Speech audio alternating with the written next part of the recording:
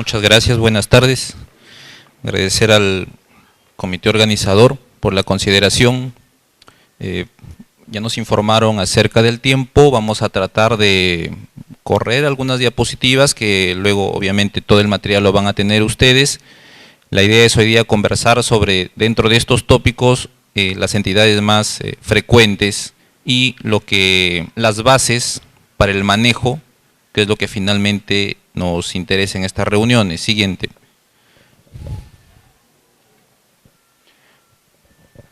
Cuando hablamos de intoxicaciones, son múltiples las sustancias que pueden ocasionar las mismas.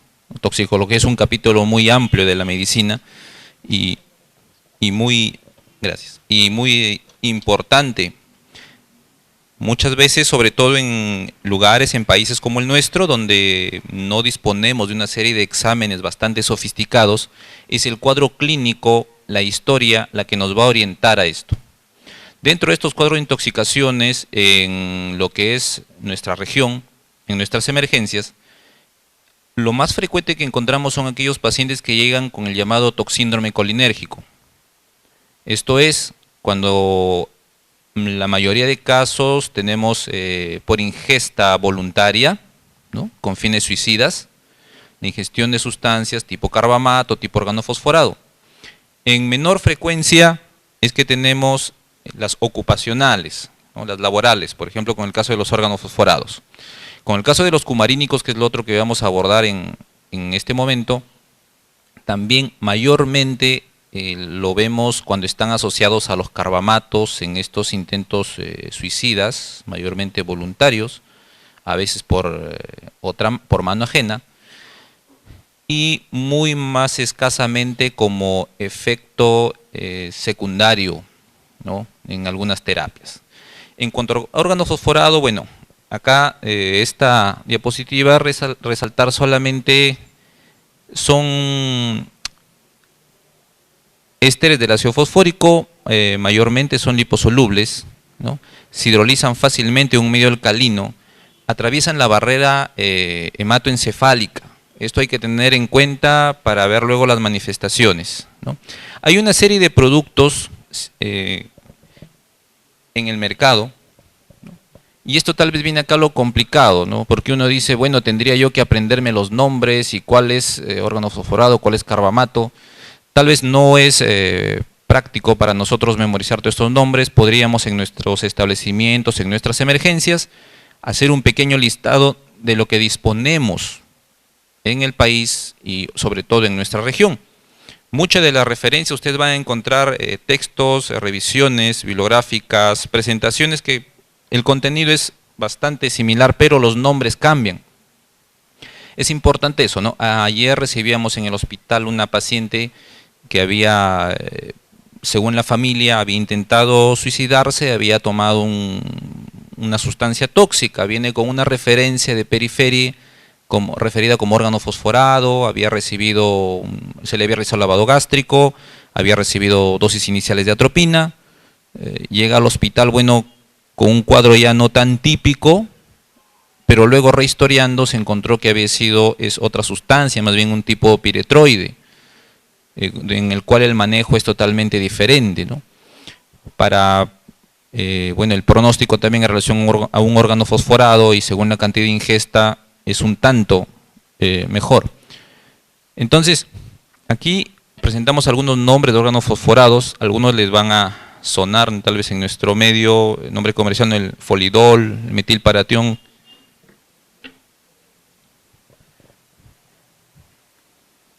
El tamarón. Entonces, todo esto, por ejemplo, ¿en quién vamos a hacer la sospecha de que tenemos estos agentes involucrados? Gente que trabaja en el campo, personas agricultores, ¿no? Y recordar algunas expresiones en nuestro medio. Tal vez va a ser un poco complicado si nosotros le decimos, señor, ¿tiene usted algún plaguicida en la casa? Lo más probablemente es que nos diga no. Pero tal vez le decimos, señor, ¿usted tiene ahí alguna agüita o polvo para curar las plantas? Y les va a decir que sí, ¿no? Depende cómo lo conocen ellos también. Nosotros sí tenemos la obligación y en lo posible, cuando tenemos un paciente intoxicado que llega a requerir el servicio en nuestro establecimiento, en lo posible preguntar, ¿no? ¿Qué fue lo que tomó? Si han encontrado alrededor un frasco, algún sobre, etcétera. Idealmente recuperar parte de esta sustancia, incluso en el lavado, idealmente un examen toxicológico que en la mayoría de centros de nuestra región no se realiza. Los carbamatos estructuralmente son parecidos, ¿no? Y tienen buena absorción a nivel gastrointestinal y respiratoria, son muy pobres por la piel. Es una diferencia importante en relación a los órganos fosforados. Vamos a ver luego que hay entidades diferentes en el tiempo, en la evolución en cuanto a órgano fosforado y carbamato, ¿no? Algunos nombres también de carbamatos: Baigón, ¿no? Aldicarb, el Agnate. Hace poco hemos tenido, en este año ya hemos tenido 2 intoxicaciones por esta sustancia, ¿no? Y esta es una diapositiva también clásica en la cual nos recuerda cómo es el flujo de la acetilcolina y cómo es la unión con la acetilcolinesterasa, ¿no? Recordar que estas sustancias, aquí está el mouse, ¿no? Habitualmente el impulso nervioso en la sinapsis, en la presinapsis, se libera la acetilcolina, se va a fijar a los receptores, y aquí, para que este efecto no se perpetúe, obviamente, fisiológicamente, la acetilcolinesterasa se une a la acetilcolina, la degrada y otra vez se repite el ciclo. El problema que hay acá es que estas sustancias van a unirse a lo que es, se van a unir de manera reversible o irreversible a la acetilcolinesterasa. Entonces van a perpetuar el efecto aquí de acetilcolina. Este es el mecanismo de acción, o podemos decir cuadros clínicos que vamos a tener en cuanto a órgano fosforado. Esto, las dos partes de acá no lo van a tener los carbamatos, como vamos a recalcar más adelante. La intoxicación aguda, vamos a tener comprometida la llamada colinesterasa verdadera, y también podemos valernos incluso para el diagnóstico de la evolución, donde se puede hacer la afectación de la butirilcolinesterasa, o también llamada pseudocolinesterasa. Ambas se encuentran en el sistema nervioso central, esta más en placa neuromuscular, ganglios autónomos, y esta también se encuentra en páncreas, hígado, plasma. En el tiempo, más o menos a los 2-4 días de la intoxicación inicial, el paciente puede volver a presentar sintomatología. Esto es lo que se llama el síndrome intermedio, ¿no? Aquí dice, parece deberse un deterioro prehiposináptico y la transmisión, ¿no? A veces se dice que está en relación al tiempo de inhibición de la acetilcolinesterasa en la placa. Y un cuadro un poco más tardío, como lo dice su nombre propiamente, es la neuropatía retardada, ¿no? Que va a depender de la inhibición de colinesterasas. Entonces, estos 3 cuadros lo podemos ver en un paciente que ha tenido una intoxicación por órgano fosforado. Esto nos tiene que servir para tener cuidado cuando nos parece que podemos dar alta al paciente. Mayormente nosotros vemos a los pacientes aquí, en este primer momento. Aparentemente le di el manejo, revirtió 12-24 horas. Como lo veo bien, le doy simplemente de alta. Si no tengo la capacidad en el establecimiento para mantener la observación, puedo darle de alta, pero debo dejarle los signos que llamamos de alerta o de alarma. Decirle, si puede, como ha sido esta sustancia, puede en algunos pocos días dentro de esta primera semana volver a presentar el cuadro. En todo caso, que tiene que retornar de inmediato o ir a un centro de nivel superior de resolución, si así lo consideran ustedes. Y que en el tiempo, en semanas, tal vez hasta un medio año, puede aparecer compromiso neuromotor. Eso tiene que estar el paciente avisado. Hay algunas referencias que señalan incluso que pacientes que han tenido una intoxicación por órgano fosforado, su riesgo de muerte súbita en relación a la población general es mayor. El mecanismo de acción de los carbamatos, es fundamentalmente o básicamente el mismo. La diferencia es el tipo de inhibición. En carbamato la inhibición es reversible, ¿no? Entonces, algunos carbamatos sí pueden causar cuadros severos. Por ejemplo, tenemos el carbofurán y el ardecar, ¿no? Entonces, recordar esa diferencia. Si lo que el paciente ha tenido su intoxicación por carbamato, digamos, habitualmente su pronóstico va a ser mejor, pero igual, yo tengo que actuar con prontitud, ¿no? Esto es otra manera de enfocar los diferentes cuadros de estos inhibidores de colinesterasa, ¿no? Para ver con cuál lo vemos más. Intoxicación aguda vamos a tener con ambos, ya dijimos síndrome intermedio y neuropatía retardada, solamente con los órganos fosforados neurotóxicos. El inicio es rápido en la intoxicación aguda. El síndrome intermedio dijimos, ¿no? Miren, 24 hasta 4 días después de la crisis inicial, y el otro puede haber 1 a 3 semanas después de la exposición. Hay algunas referencias que dan un tiempo un poco mayor. Y el pronóstico, en lo que se refiere a intoxicación aguda, va a depender del grado de intoxicación y también del manejo. Cuando decimos que la intoxicación por carbamato es aparentemente de menor compromiso que aquella por órgano fosforado, no estamos diciendo que no va a matar. El paciente puede haber ingerido simplemente un carbamato, pero si no es tratado a tiempo, va a fallecer, ¿no? En el caso del síndrome intermedio, el pronóstico, lo que se espera es que más o menos puede durar todo este cuadro hasta unas 3 semanas. Habitualmente no quedan secuelas, pero en la neuropatía retardada sí, puede permanecer hasta 1 año y medio el compromiso neuromotor y puede quedar obviamente secuelas. Que hay que recordar lo que son los tipos de manifestaciones, las llamadas muscarínicas y nicotínicas. Esto nos va a servir luego para ver las cuestiones de monitoreo. Entonces, acá tenemos muscarínicas, salivación, lagrimeo, fase urinación, ¿no? Incontinencia, defecación, diarrea, broncoconstricción, jadeo. Es habitualmente como llega el paciente, ¿no? Tenemos un paciente que llega quejándose de dolor abdominal, con vómitos. La familia, quienes le rodean, lo describen como está botando espuma por la boca, ¿no? Y puede estar también incluso diaforético. Cuando ya lo examinamos con detenimiento, vamos a encontrar además fasciculaciones. Estos son expresiones nicotínicas, no muscarínicas. Puede haber disminución del esfuerzo respiratorio, taquicardia, hipertensión, palidez, puede haber alteraciones de la glicemia. Y a nivel central habíamos estado viendo, por ejemplo, aquellos que cruzan la barrera hematoencefálica, puede haber desde ansiedad, confusión, hasta incluso hipotensión, depresión del centro cardiovascular. Estos pacientes, en lo que son emergencias, son considerados como una prioridad 1.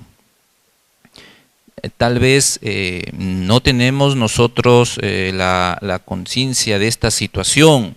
Muchas veces cuando a nuestros establecimientos llegan pacientes con esta condición, más aún si ha sido autoinfligida, no le damos la importancia que le damos a veces a un paciente con un stroke, con un infarto de miocardio, un edema de pulmón, un trauma. No le damos la importancia, pero realmente esos son pacientes prioridad 1, que usted no sabe en qué momento puede llegar a ser esto. Sobre todo si el tiempo que ha transcurrido entre la intoxicación y el inicio del manejo ha sido prolongado, ¿no?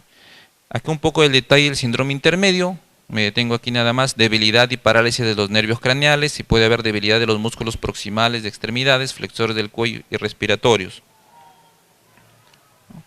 La neuropatía retardada, que vamos a ver, calambres, sensación de quemadura, ¿no? Es un dolor de tipo neuropático, parestesias, debilidad en los músculos peroneos, el pie se cae, ¿no?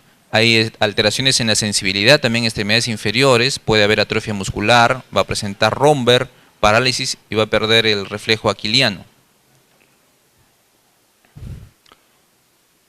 Pueden haber efectos crónicos, como decíamos, cambios en el comportamiento, miopatías, puede haber incluso destrucción muscular, alteraciones a nivel de neutrófilos, esto a veces no lo tenemos en cuenta, y posibles efectos sobre el sistema inmune. ¿Cómo diagnosticar esta intoxicación de este tipo? Ya dijimos, es importante si tenemos el antecedente de la exposición, si tenemos el cuadro clínico, como a veces decimos el clásico, el del libro, Y en algunos sitios se pueden hacer pruebas de laboratorio específicas, ¿no?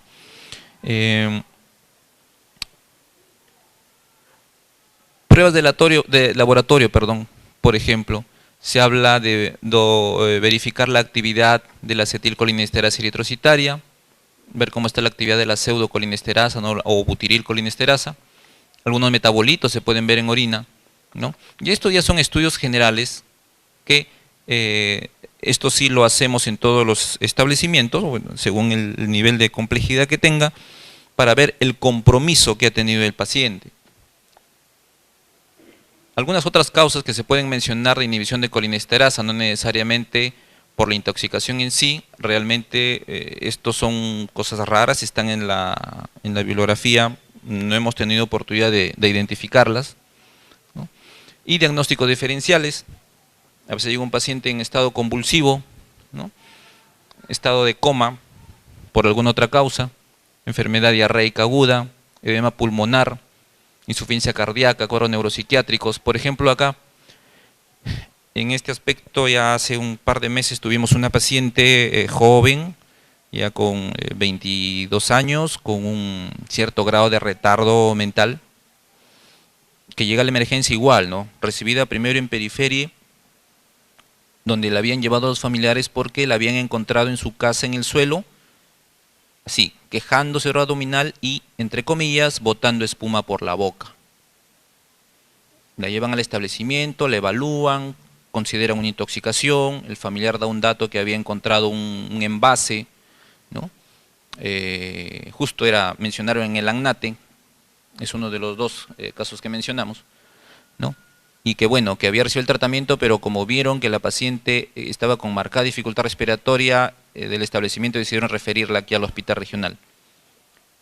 Cuando la paciente ingresa, realmente no había esa clínica florida que esperamos, ¿no? Como le digo, siempre está el sesgo de que si ya recibió tratamiento, entonces ¿qué tanto estos signos ya están enmascarados? Y bueno, igual, pero se monitorizó porque en ese momento los signos no indicaban necesidad, en este caso, de atropina. Sin embargo, la paciente, lo que veíamos nosotros era un cuadro de un edema agudo de pulmón. Esta paciente hizo 3 episodios de asistolia, de los cuales salió con reanimación. Luego 6-8 horas fue a la unidad de cuidados intensivos, donde estuvo aproximadamente 2 semanas. Finalmente salió de alta de la unidad a piso. Y arriba, ya rehistoriando con la familia, parece que hubo un error, no sé si con intención o no, pero parece que no había realmente los datos para plantear tal intoxicación, sino que el familiar que acompañaba a la paciente en su desesperación había dado esa versión para, según ellos, que la puedan atender más rápido. Por eso tenemos que ver a nuestro paciente, evaluar. También lo que hay que ver, tener en cuenta siempre las medidas de soporte. Hay que ver pulmón, corazón y la decontaminación. Cuando llegue el paciente, primero hay que eliminar la ropa, más aún si es un paciente que ha estado trabajando, que ha estado en el campo. A veces los trabajadores, sabemos acá las condiciones de labor que hay en nuestro país, ¿no? No se les da la seguridad adecuada. Y peor aún, si estas personas por diferente razón terminan el trabajo y no se hacen el baño adecuado que debería corresponder. O si, por ejemplo, el envase donde está el plaguicida no tiene tapa o está mal tapado. La persona va caminando y va goteando, salpicando a la piel. De inmediato probablemente no va a haber sintomatología, pero en horas, como estos fácilmente se depositan en el tejido subcutáneo, luego van a ser liberados con las consiguientes manifestaciones. Se tendrá que hacer un baño enérgico. Para esto, en los hospitales, en los centros donde se tiene un espacio suficiente, hay unos pequeños ambientes donde incluso ante un caso de estos el personal acude ya protegido con un mandilón, guantes, no necesariamente estériles, idealmente anteojos protectores, un gorro. O sea, tiene que protegerse porque no sabe si puede entrar en contacto o no con alguna de estas sustancias. Lavar mucosas con solución salina. En caso de ingestión, El carbón activado, ustedes lo vamos a ver, siempre lo vamos a encontrar. En nuestro medio no tenemos mucha experiencia porque es poco disponible, ¿no? Y lo que consideramos sí fundamental en el caso de la ingestión es el decúbito, el lavado gástrico. Ahora, el lavado gástrico tiene una técnica. Hay muchas cosas escritas sobre esto, ¿no? Aquí he traído incluso para comparar el extracto de esta referencia, porque me llamaba la atención esto, ¿no? Cuando hablaba de la técnica decía posición sentado de cúbito lateral izquierdo, pero sin embargo en la mayoría de referencias que encontramos lo que recomiendan es el de cúbito lateral izquierdo, salvo que el paciente supiéramos que tiene un situs inversus total. ¿Por qué esa posición? En esa posición la curvatura mayor del estómago queda hacia abajo y el duodeno queda hacia arriba. Entonces por gravedad se dificulta el vaciamiento gástrico. Da más tiempo a que la sustancia permanezca en el estómago y pueda ser recuperada a través del lavado. Incluso acá le agregamos algo, lo que es el masaje en el cuadrante superior izquierdo del abdomen durante el lavado. Es una maniobra que en algunas referencias americanas también se recomendaba y se podía hacer, ¿no? Entonces le digo, esto realmente lo hemos ido viendo, es importante, muchas veces hacemos el lavado gástrico, mayormente nosotros en decúbito supino o con cabecera elevada, y a veces decimos, pero terminamos el lavado, y decimos, pero ya está. Y cuando hacemos la maniobra, recuperamos nuevamente un residuo gástrico, pues con el color, el aspecto del tóxico. En algunas referencias van a encontrar también la inducción de la emesis. Aquí hay que tener cuidado, así como en el resto de intoxicaciones que sean por ingesta. El vómito realmente, si bien figura en algunas referencias como de primera línea, tenemos que tener cuidado porque sabemos que está asociado a alto riesgo de aspiración, ¿no? Realmente si usted está en un sitio donde definitivamente no puede hacer un lavado gástrico, no tiene carbón activado, no tiene nada, bueno, es como en la casa, ¿no? Y en particular, bueno, si alguien tomó algo que no es adecuado, le dan aceite, le dan una serie de sustancias tratando de inducirle el vómito, pero realmente tiene riesgos, ¿no? Esta es alguna referencia sobre cómo se podría usar también el carbón activado. Antídoto. Los carbamatos y órganos fosforados, podemos decir que sí podemos hablar de un antídoto, en el caso que es la atropina. En órgano fosforado se habla también de asociar un llamado reactivador de la colinesterasa, lo que son las oximas. Hay diferentes ya publicaciones que como que ponen un poco en duda que realmente las oximas puedan mejorar el resultado añadiéndole atropina. Ante estos casos de órgano fosforado, teóricamente funcionan porque son las que van a reactivar realmente a la enzima, ¿no? Acá en la localidad no he tenido oportunidad de verla, de usar estos productos. En Lima creo en algunos sitios hay, pero ya les digo, no nos desesperemos, al menos las referencias que se tienen, que se conocen, en que no hay una gran diferencia en cuanto a costo-beneficio, ¿no? Las dosis de atropina, aquí vamos a encontrar en los textos, en las revistas, múltiples esquemas. Hay esquemas de duplicar progresivamente, ¿no? Empezar, por ejemplo, con 1 miligramo endovenoso, a los 5 minutos aplicar 2, luego a los otros 5, 4. Hay otros esquemas, tal vez un poco que pueden parecer conservadores, que es el que hemos aprendido y el que utilizamos y que está en las referencias que tienen ahí, ¿no? Atropina en adultos de 1 a 5 miligramos por dosis, mayormente empezamos con 2 miligramos endovenoso, y cada 5 a 10 minutos hasta atropinizar al paciente. Después de atropinizar hay que ir espaciando en el tiempo, ya no será cada 5 minutos, será cada 10, cada 15, y mantener el tiempo que sea necesario. Si yo suspendo bruscamente la atropina, voy a tener efecto de rebote.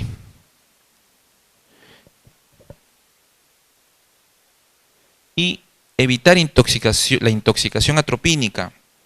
Hace ya mucho tiempo, cuando manejábamos estos pacientes, cuando empezábamos, ¿no?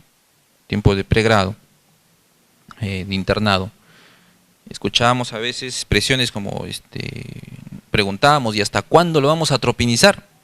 Porque acá para empezar el manejo, ¿cómo es lo clásico acá? El paciente llega, es evaluado rápidamente, se detecta la intoxicación, se le coloca la sonda, ya está instalándose la venoclisis y se empieza la atropinización y en paralelo el lavado gástrico. Al lado se tendrá su hoja volante, ¿no? Una hojita que uno puede armar o si tiene un formato ideal para monitorizar las funciones. Es otra cosa, ¿no? No basta solamente con apuntar 11 de la mañana, 2 miligramos. 11:05, 2 miligramos. No. Pongo la dosis de atropina, espero 5 minutos y voy a valorar justamente cómo están los signos de intoxicación. Valoraré, observaré cómo están las secreciones, cómo está el diámetro pupilar, cómo está la frecuencia cardíaca, fundamentalmente. Las fasciculaciones no me van a servir, porque atropina no actúa sobre ese efecto, ¿no? Entonces, así es como voy haciendo el manejo y voy monitorizando. Por favor, si alguno tiene la oportunidad de trabajar en un centro de donde va a referir un paciente, es importante ese dato incluso de la cantidad que se utilizó. Eso ya nos da una idea, ¿no? Si nosotros recibimos un paciente que ha recibido altas cantidades de atropina, le estoy hablando de 30, 40, 50 ampollas, y sigue con el cuadro, algo está pasando. Hay algún dato que no tomamos bien, algo no se nos dijo, no lo detectamos, necesitamos nuevamente tratar de limitar la exposición con el tóxico, ¿no? O es una sustancia pues de mayor compromiso. Entonces cuando nosotros preguntábamos hasta cuánto atropinizar, en ese tiempo nos decían, mira, atropinízalo hasta que lo tengas a tu paciente así, ¿no? Entonces esos adjetivos tal vez les recuerda a una conocida canción de una conocida cantante, ¿no? Pero decías, hasta que lo tengas ciego, seco, rojo y loco. ¿Y eso qué es? Se referían a cuando el paciente ya está con midriasis extrema, el efecto secretolítico de la atropina, la vasodilatación que produce que la persona se ponga rubicunda y loco porque hacen psicosis por atropina. El paciente de lo que estaba un tanto inconsciente, de pronto se exalta, lo confunde usted, ve alucinaciones, lo quiere golpear, se quiere tirar de la cama. Eso es intoxicación atropínica. Ese no es el objetivo de la atropinización. Atropinizar, ¿qué es? Sacarlo, lograr retirar los signos, que las pupilas estén en más de 2 milímetros, tal vez ponerlo en 4 milímetros, que disminuyan las secreciones. Según la mayoría de autores, las secreciones son un importante parámetro. La frecuencia cardíaca, no llevarlo al corazón a 120, 130, 140. Ya lo tengo en 80, 85, estoy bien. Empezaré a disminuir, a espaciar la administración de atropina, ¿no? Aquí lo que se describe arriba es, en algunos casos, por decir, llega el paciente y nosotros no sabemos qué tiene. Lo encontraron tirado en la calle, o lo encontró la familia y no sabe, no tiene idea qué pasó. Se describe una prueba con atropina, con una sola dosis, y se verá según la respuesta que haya, ¿no? Porque si una persona no se ha intoxicada, rápidamente vamos a ver efectos atropínicos, ¿no? Hay otros esquemas también que incluso de intoxicaciones severas contemplan la infusión con atropina. Algunas consideraciones: antagoniza efectos muscarínicos. Dijimos, cuando su efecto desaparece puede haber recrudecimiento de los síntomas de intoxicación, por eso no debemos hacer el retiro súbito. Manejar los signos de atropinización, ya lo dijimos, rubor, sequedad de mucosas, midriasis. Ya cuando la frecuencia cardíaca empieza a subir, ya hay que empezar a disminuir, a espaciar. No queremos intoxicarlo, ahí están nuevamente los signos. Ya dijimos que no reactiva la enzima colinesterasa, tampoco actúa sobre los efectos del sistema nervioso central. Y otra cosa, tener cuidado con la retención urinaria. Estos pacientes con facilidad están, entonces uno está hidratando. Dentro de las medidas generales está la hidratación agresiva, dicen, ¿no? Hay que tener cuidado. Vamos a ver en el siguiente tema también que no es bueno mantener deshidratado a un paciente, pero tampoco es bueno sobrecargarlo, ¿no? Entonces a veces estamos pasando líquido y estamos concentrados en la atropina, en el lavado, en la atropina, y nos olvidamos de ver la diuresis. Este paciente debería estar idealmente ya con una sonda, ¿no?, vesical para cuantificar orina. Estas son algunas referencias sobre lo que son las oximas, ¿no? Los reactivadores, la pralidoxima, la vidoxima. No me voy a tener en esto, no lo tenemos. La otra parte de las intoxicaciones es lo que es los cumarínicos y rodenticidas, ¿no? Esto ya sabemos, es disponible en el mercado, se utiliza pues para combatir los roces, pero se tienen problemas, más aún en el tiempo se han ido desarrollando nuevas moléculas que se trata de ver cada vez más potentes porque ha habido algún grado de resistencia a las mismas, ¿no? Hay algunos nombres con su nombre comercial, ¿no? Rotac Plus, Ratac. Aquí había una variedad del campeón con un cumarínico asociado, ¿no? Tenemos primera generación, tenemos de segunda generación, los llamados super warfarínicos. El brodifacum es frecuente encontrarlo. Aquí figura obviamente la warfarina, que ya sabemos también lo utilizamos en terapéutica, ¿no? Aquí un cuadro donde se ve las dosis letales medias para comparar la severidad que podría tener estos productos en una intoxicación ante las que nos podemos enfrentar. Fundamentalmente recordarán ustedes que aquí lo que va a suceder con con estas sustancias es la depresión de la síntesis hepática en los factores de coagulación que van a ser vitamina K dependientes, ¿no? Entonces, también se debe incrementar la permeabilidad capilar. Entonces, ahí vemos en el lado inferior derecho dónde es que actúan estas sustancias en el ciclo de la vitamina K. Una de las manifestaciones, tal vez no lo vamos a ver de inmediato, al menos la literatura escribe que esto no se ve de inmediato, ¿no? Lo que tenemos que hacer ante una sospecha de esto, una evidencia, es ir monitorizando el tiempo de protrombina. Y más que el tiempo de protrombina, que en la mayoría de laboratorios está su valor normal alrededor de 12 segundos, es el INR, ¿no? El INR es el que nos da cuánto de variación ha tenido realmente, ¿no?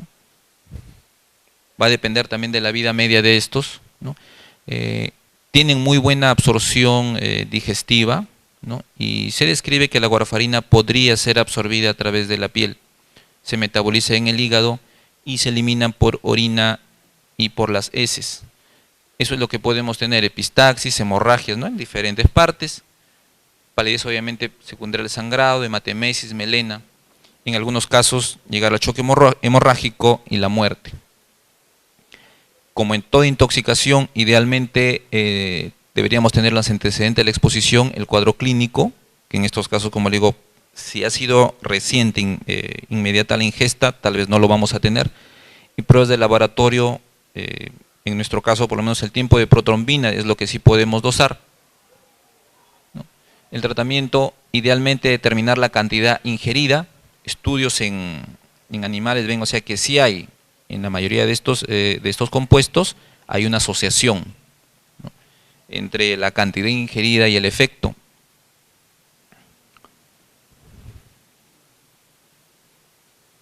¿Qué podemos usar para...? Aquí vamos a usar obviamente los sustitutos de vitamina K dentro del manejo. Arriba hemos colocado algunos nombres que se han encontrado en la literatura en general. En nuestro medio tenemos genérico fitomenadiona y el conocido, el comercial Conakion, ¿no? Se puede hacer una decontaminación gastrointestinal, ¿no? Catárticos tipo carbón activado, ¿no? Va a depender del tiempo en que ha sido ingerido esto, ¿no? Y el monitoreo, como dijimos, del tiempo de protrombina. Ante ya signos evidentes de hemorragia, habrá que usar el sustituto de vitamina K, el Conakion. Aquí hay que tener cuidado. Ahí he puesto intravenoso porque si estamos ya con la hemorragia evidente, pues se requiere en lo posible una acción más rápida, relativamente hablando. Y estos preparados tienen presentaciones ya. Hay unos que son intramusculares y otros que son intravenosos. Hay que tener cuidado en no confundir la presentación para el momento de la aplicación. La dosis se puede dar 5 a 10 miligramos en adultos y en niños mayores de 12 años. Y en niños se describe una dosis de 30 microgramos kilo. la cual en algunos puede ser tolerada, se puede incrementar. Por lo general la hemorragia debería controlarse en unas 3 a 6 horas y considerar, según la evolución, el uso o no de hemoderivados. Si no estamos en un hospital con toda la logística adecuada, ante la sospecha habría que referir mejor a este paciente, ¿no? Puede haber rubor, mareo, hipotensión, cianosis, ¿no? Es importante no solamente monitorizar el tiempo de protrombina, sino también obviamente los niveles de hemoglobina, de hematocrito, y estar al pendiente. Tal vez podríamos no ver un sangrado propiamente dicho, pero si tenemos que de pronto nuestro paciente empieza a elevar frecuencia cardíaca, empieza a disminuir la presión arterial, empieza a distenderse el abdomen, pues habría que buscar si no hay líquido libre en una cavidad y probablemente ese líquido sea sangre, ¿no? Puede haber intoxicación crónica, ¿no? En pacientes que reciben cumarínicos como parte de tratamiento de una enfermedad crónica, ¿no? Aquí ya no estamos hablando de un intento de suicidio, ¿no? O una cuestión accidental, sino aquellos pacientes que están ya en tratamiento, ¿no? Entonces aquí obviamente esto está un poco en relación cuando se habla del manejo de la anticoagulación crónica, que hay casos en los cuales el INR ya sale sobre los valores esperados o se mantiene durante un tiempo, se mantiene en niveles sobre los considerados terapéuticos de riesgo. Habría que considerar algunas conductas desde la suspensión o si no el uso de vitamina K como estamos viendo acá, porque estamos viendo ya unos valores más importantes, ¿no? En este caso de lo que referimos a cumarínicos, lo que apareció ya hace algunos años es el concentrado de complejo protrombínico. Esto aparece inicialmente, o la primera indicación es en el manejo de aquellos pacientes, usuarios de antagonista de vitamina K con indicación mayormente cardiológica, cardiovascular de anticoagulación, ¿no? Esos pacientes a veces tenían problemas de sangrado y el manejo es, como les decía, o suspensión o fitomenadiona, o mitomenadiona o plasma fresco congelado incluso. Entonces, como se vieron algunos problemas con el plasma fresco, cuestiones de volumen, en algunos casos reacciones alérgicas, se buscaba otra cosa, ¿no? Entonces aparece esto, el concentrado de complejo protrombínico. Ahí están las ventajas que podría tener, algunas de las cuales estamos mencionando. Esto es todo lo que contiene, ¿no? Y esto ya en algunos, ya tenemos algunos reportes, 2004, por un poco más atrás, que ya se considera una alternativa, ¿no? En estos casos también intoxicaciones por estas sustancias, ¿no? Bueno, eso es en cuanto a al primer tema de intoxicaciones.